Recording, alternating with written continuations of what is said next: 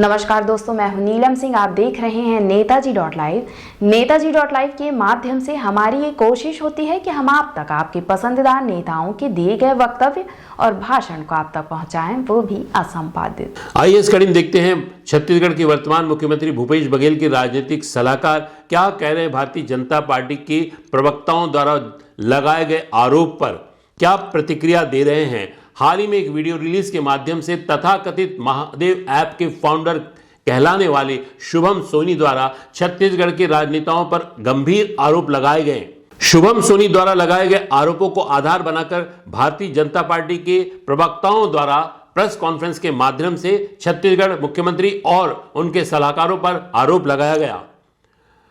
नेताजी.लाइव उस वीडियो की पुष्टि नहीं करता, लेकिन उस प्रेस कॉन्फ्रेंस के कुछ झलकियां आपको दिखलाते हैं जिसमें वे गंभीर आरोप लगा रहे हैं विनोद वर्मा पर। आइए इसके बाद देखते हैं क्या कह रहे हैं विनोद वर्मा। विनोद वर्मा उन लोगों में से एक है जिनके कारण वर्तमान मुख्यमंत्री भूपेश बघेल ने राजनीतिक ऊंचाइयां छुई है। ऑल इंडिया कांग्रेस कमेटी में उनका जो रुतबा बना है और साथ ही छत्तीसगढ़ में विभिन्न नई योजनाओं को क्रियान्वयन करने में और उन्हें लाने में जो भूमिका रही है मुख्यमंत्री भूपेश बघेल की, उनके साथ साथ उनके सलाहकारों की भी भूमिका बेहद ही महत्वपूर्ण रही है। विनोद वर्मा मुख्यमंत्री भूपेश बघेल के उन करीबी लोगों में से है जिनके कारण मुख्यमंत्री भूपेश बघेल ने लगातार राजनीतिक जीवन में सफलता पाया है। हालांकि मुख्यमंत्री भूपेश बघेल ने अपने राजनीतिक जीवन में बेहद ही संघर्ष किया है, लेकिन जब वो सत्ता के शीर्ष पर पहुंचे तब उन्हें उस जगह तक पहुंचाने में जिन चंद लोगों की भूमिका रही है उनमें से विनोद वर्मा एक हैं। आइए देखते क्या कह रहे हैं नेताजी.लाइव के माध्यम से छत्तीसगढ़ मुख्यमंत्री के राजनीतिक सलाहकार विनोद वर्मा और इससे पहले भारतीय जनता पार्टी के प्रवक्ताओं द्वारा लगाया जा रहा आरोप। उसके बाद मुझे पता चला वर्मा जी के बारे में, फिर मैंने उनसे मीटिंग की, फिर मुझे समझ लो हफ्ता वसूली वाला काम चालू हो गया। अब वर्मा जी से मैंने मीटिंग किया तो फिर उनसे बात हुआ और ये हुआ कि अब उनको मुझे हर महीना 10 लाख रुपए देना है, तो वो भी ओके हो गया। अब हर महीना मैंने उनको 10 लाख रुपए देना चालू कर दिया, तो काम अब ये चलने लगा, तो पैसा भी कमा रहे थे हम, सब कुछ ओके था। इसमें कुछ चीजें साफ होती हैं। इसके अंदर ये साफ होता है कि ये जो सोनी है जिसका वीडियो है, उन्होंने सिंडिकेट एक ऑपरेट कर रहा था महादेव ऐप के अंदर। उस सिंडिकेट का मॉडस ऑपरेंडी जो होती है वो क्या थी, उसका जिक्र किया है। इसका पॉलिटिकल माध्यम क्या था, इस सिंडिकेट का या पॉइंट ऑफ कांटेक्ट क्या था, वो उन्होंने बार बार वर्मा का नाम लिया है, जो कि आप सब जानते हैं, विनोद वर्मा। मैं जिस विषय पर आज आप लोगों से बात करना चाहता हूं वो इन दिनों मीडिया का प्रिय विषय बना हुआ है, महादेव ऐप। बावजूद इसके कि राज्य में चुनाव हो रहे हैं, लोकतंत्र का एक महापर्व चल रहा है, भारतीय जनता पार्टी ने बहुत सफलतापूर्वक चुनाव से मीडिया का ध्यान भटकाने में सफलता पाई है और सारे टीवी चैनलों को, अखबारों को एक ऐसे विषय में व्यस्त कर दिया है जो दरअसल चुनाव के बीच विषय होना ही नहीं चाहिए था। तो महादेव ऐप के थोड़े मैं बैकग्राउंड से आपकी बात शुरू करता हूं कि इसकी जांच छत्तीसगढ़ पुलिस ने शुरू की थी, ये आपको सबको पता है। कुल मिलाकर जो है 72 मामले छत्तीसगढ़ पुलिस ने दर्ज किए थे और 449 लोगों को गिरफ्तार किया गया, 449। 191 लैपटॉप जब्त किए गए, 865 मोबाइल फोन जब्त हुए हैं और 1.5 करोड़ से अधिक की संपत्ति जब्त की गई है और 16 करोड़ रुपए के ऐसे बैंक खाते जब्त किए गए हैं जिनका महादेव ऐप से लेना देना दिख रहा था। ईडी जब जांच शुरू करती है तो उसकी एक मजबूरी होती है या एक कानून बना हुआ है कि कोई अपराध पहले दर्ज होगा तभी वो जांच कर सकती है। तो छत्तीसगढ़ पुलिस ने महादेव ऐप पर जो मामला दर्ज किया उसके आधार पर जो है वो ईडी ने जांच शुरू की। अगर छत्तीसगढ़ पुलिस ने एफआईआर नहीं की होती, 72 मामले दर्ज नहीं होते तो ईडी जांच नहीं कर सकती थी। ईडी ने उसके आधार पर जांच शुरू की। और बहुत दिलचस्प है कि आईएनबी मिनिस्ट्री की तरफ से जो प्रेस रिलीज आती है उसमें कहते हैं कि ईडी की तरफ से महादेव ऐप को बैन करने के हमारे पास अनुरोध आया था और किसी का अनुरोध नहीं आया। ईडी ने जानबूझकर इस तथ्य को अनदेखा किया कि 12 अक्टूबर 2022 को छत्तीसगढ़ की रायपुर की साइबर सेल ने गूगल को पत्र लिखा कि इस देश में सट्टाबाजी, जुआ खेलना जो है वो गैर कानूनी है, इसलिए आपको प्ले स्टोर से महादेव ऐप को हटा लेना चाहिए। और साइबर सेल के कहने पर गूगल ऐप से महादेव ऐप हटा। आज की तारीख में किसी प्ले स्टोर पर, गूगल प्ले स्टोर पर महादेव ऐप नहीं है। तो तकनीकी रूप से जो बात केंद्र सरकार ने कही है कि हम इसको बैन करने जा रहे हैं, दरअसल वो बैन नहीं कर पा रहे हैं, क्योंकि जिस दिन उन्होंने घोषणा की कि वो बैन करने जा रहे हैं, उसी दिन एक टीवी चैनल ने बाकायदा महादेव ऐप से संपर्क किया और उनसे वो लिंक मिल गया जिसके आधार पर वो जुआ खेल सकते थे, सट्टा लगा सकते थे। तो केंद्र सरकार का यह दावा कि उन्होंने महादेव ऐप को बैन किया है एकदम झूठा है, कोई सिरा उसका नहीं है। अब छत्तीसगढ़ पुलिस ने जांच के बाद पाया कि ऐप के संचालक जो हैं वो रवि उप्पल और सौरभ चंद्राकर हैं। ये छत्तीसगढ़ पुलिस ने पहले पता किया था। इसके बाद पुलिस ने इन दोनों के खिलाफ लुकआउट नोटिस जारी किया। छत्तीसगढ़ पुलिस के जो पुलिस महानिदेशक हैं उन्होंने अन्य राज्यों के महानिदेशकों को चिट्ठी भी लिखी कि ये ऐसी एक सट्टेबाजी का खेल चल रहा है और इसको रोकना चाहिए। हम सब मिलकर काम करेंगे तभी रोक पाएंगे, क्योंकि ये मल्टी स्टेट मामला है, पूरे नेशन वाइड चल रहा है। और इसके बाद से माननीय मुख्यमंत्री भूपेश बघेल जी लगातार कह रहे हैं कि ऐप को रोक लगाने का अधिकार अब सिर्फ केंद्र सरकार को है, क्योंकि ये किसी विदेशी धरती से चलता है। और इसके जो संचालक हैं, जिसके मालिक हैं, उनको गिरफ्तार भी केंद्र सरकार करवा सकती है, क्योंकि छत्तीसगढ़ राज्य पुलिस का अधिकार क्षेत्र जो है वो इस देश की सीमा के बाहर नहीं है। वैसे तो सिर्फ राज्य है, पर दूसरे राज्य में अगर हो तो पुलिस जो है उस राज्य से सहयोग मांग सकती है। अंतर्राष्ट्रीय स्तर पर छत्तीसगढ़ पुलिस किसी को गिरफ्तार नहीं कर सकती। उन्होंने महादेव ऐप पर बार बार रोक लगाने की मांग की और आशंका भी ये जाहिर की कि इस पर रोक इसलिए नहीं लग रही है, संचालकों को गिरफ्तार इसलिए नहीं किया जा रहा है क्योंकि भारतीय जनता पार्टी की महादेव ऐप के संचालकों से कोई साठगांठ हो गई है। शायद उनको महादेव ऐप से चंदा मिलने लगा है, ऐसा मुख्यमंत्री जी ने बार बार कहा।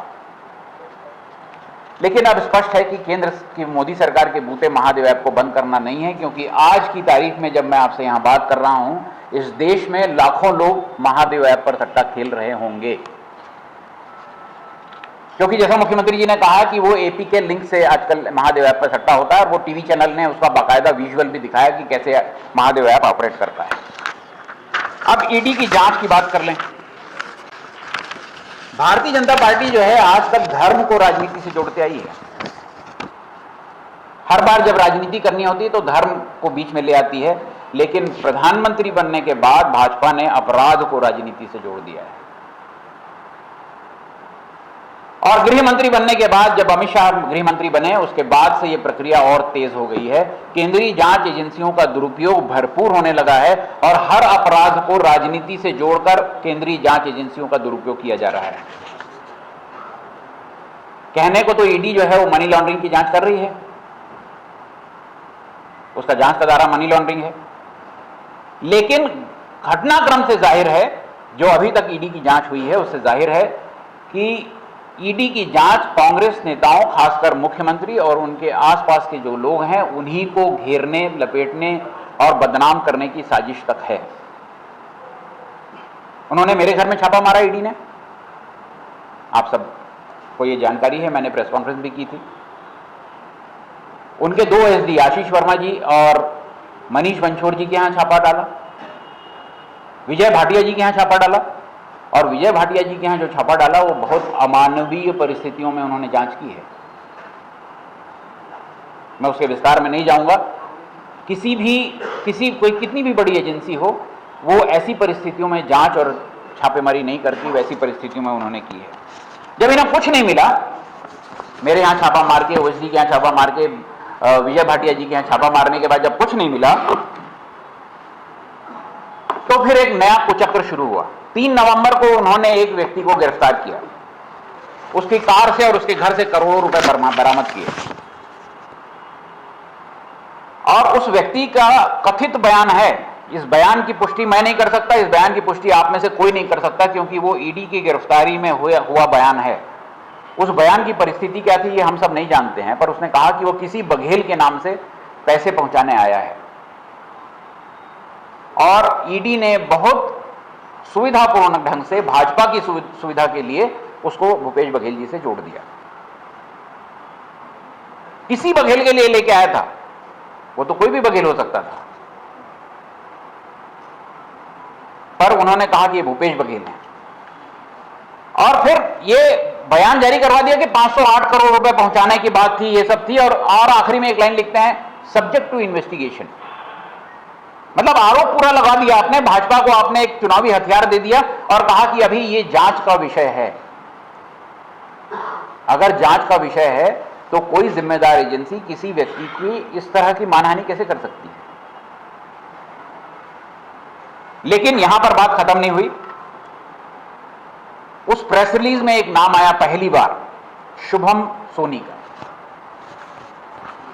बहुत दिलचस्प बात बता रहा हूं, महीनों की जांच के बाद ईडी ने चार्जशीट पेश की कोर्ट में, महादेव ऐप पे, और 8,500 पेज का चार्जशीट है, पर उसकी जो समरी आई है, मैं 8,500 पेज तो नहीं पढ़ पाया हूं, पर जो उसकी समरी आई है 209 पेज की, उस समरी में शुभम सोनी का नाम नहीं है। तो ईडी की महीनों की जांच के बाद जो दस्तावेज सामने आता है उसमें शुभम सोनी कहीं कोई प्लेयर नहीं है, कोई व्यक्ति नहीं है जिसका महादेव से लेना देना है। उनमें दर्जनों लोगों के बयान है जिसके आधार पर ईडी कहती है कि हम इस बयान के आधार पर, इस बयान के आधार पर, इस साक्ष्य के आधार पर, इस सबूत के आधार पर हम इस नतीजे पे पहुंचे हैं कि इस ऐप के संचालक जो हैं वो रवि उप्पल और सौरभ चंद्राकर हैं, ये ईडी कहती है। अब एक नया वीडियो आता है सामने, उस चार्जशीट में पहली, उस प्रेस रिलीज में पहली बार शुभम सोनी का नाम है, और अगले दिन नाटकीय तरीके से एक वीडियो आ जाता है। इस देश के सभी मीडिया, लगभग सभी मीडिया चैनलों ने उस वीडियो को चलाया, पत्रकारिता के मूल सिद्धांत के खिलाफ, कि जिसका सूत्र आपको नहीं पता है, जिसका सोर्स आपको नहीं पता है, जिसमें लगाए जाए आरोप आपको पता नहीं है, तो आप उसको कायदे से नहीं चलाते हैं। मेरी पत्रकारिता, मैं 30 साल की पत्रकारिता में मेरी अपनी जो है वो समझ ये रही है कि अगर आपको तथ्य नहीं पता है तो आप उसको छोड़ दीजिए। मूल वाक्य जब मैं पहली बार पत्रकारिता सीख रहा था तो कहा कि when in doubt cut it out, जब शंका हो तो छोड़ दीजिए। पर पूरे देश के मीडिया चैनलों ने चलाया और किसी ने नहीं बताया कि इसका स्रोत क्या है, इसका सोर्स क्या है, कहां से मिला वीडियो आपको। शायद इसलिए नहीं पूछा, और ये सवाल आप लोगों ने भी इसलिए नहीं पूछा कि आप सबको पता होगा कि कहां से आया है, किसने जारी किया है, किसी के मन में शंका नहीं है। अब शुभम सोनी जो है वो दावा ये कर रहे हैं कि वो महादेव ऐप के मालिक तो दरअसल वो हैं। वो आधार कार्ड दिखा रहे हैं, कंपनी का दस्तावेज दिखा रहे हैं, जो आप में से किसी ने पढ़ा नहीं होगा, देखा नहीं होगा, वैसे वीडियो में ऐसे दिखा दिया तो कहा कि ये दस्तावेज मैं मालिक हूं, और ये सौरभ चंद्राकर, रवि उप्पल तो मेरे नौकर हैं, मेरे मैनेजर हैं। तो मुख्यमंत्री जी ने ठीक कहा कि ऐसा नौकर कितना बड़ा होगा जिसकी शादी में 200 करोड़ रुपए लग गए, कितना बड़ा नौकर है वो। अब ईडी इस बात पे कोई जवाब नहीं दे रही है कि अब वो क्या सोचती है। दरअसल महादेव ऐप का संचालक शुभम सोनी है या रवि उप्पल और सौरभ चंद्राकर है। अब ईडी को बताना पड़ेगा क्योंकि उन्होंने चार्जशीट में तो नहीं लिखा है कहीं पर। और ये शुभम सोनी जो है ये क्या बोलता है, ये बोलता है कि वर्मा जी से मैं मिला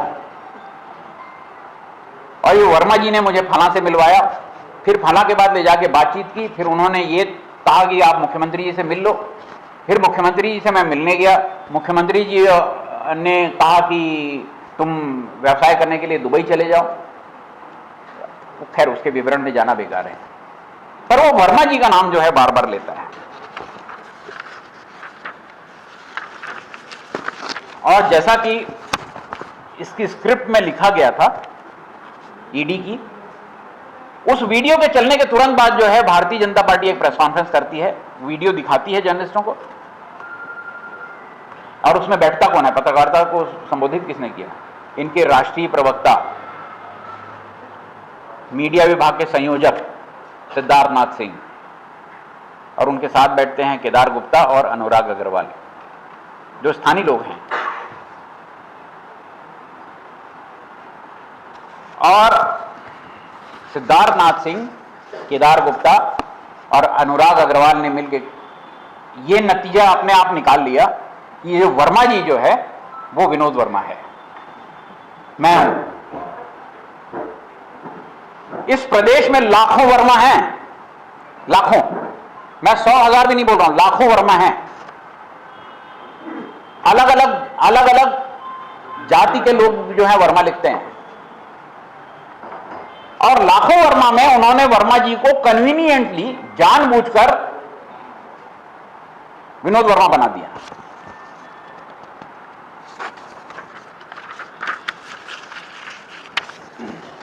मैं नहीं समझता कि ये कोई चूक है, ये कोई मानवीय भूल नहीं है। ये भारतीय जनता पार्टी के राष्ट्रीय और प्रदेश के प्रवक्ताओं की सोची समझी साजिश है, एक राजनीतिक षड्यंत्र है, जिसमें उन्होंने वर्मा जी को अपनी सुविधा के लिए, अपनी राजनीतिक सुविधा के लिए, राजनीतिक लाभ के लिए विनोद वर्मा बना दिया। तो ये तो बताना होगा कि इस नतीजे पे कैसे पहुंचे। तो कल मेरे वकील ने सिद्धार्थ नाथ सिंह, केदार गुप्ता और अनुराग अग्रवाल को एक नोटिस भेजी है। मैं मानहानि का मुकदमा करूंगा अगर वो इस नोटिस के बाद माफी नहीं मांगते हैं और सार्वजनिक रूप से अपना बयान वापस नहीं लेते हैं। तो मानहानि का मुकदमा करने की तैयारी मैंने कर ली है। उन्होंने कानूनी नोटिस जो है कल दोनों को भेज दी है। इसी तरह हमारे चैनल में बने रहने के लिए चैनल को लाइक करें, शेयर करें और सब्सक्राइब करें। नमस्कार। नेताजी.live के प्रायोजक हैं Satyadeep diagnostic and clinic, Supela, Bhilai.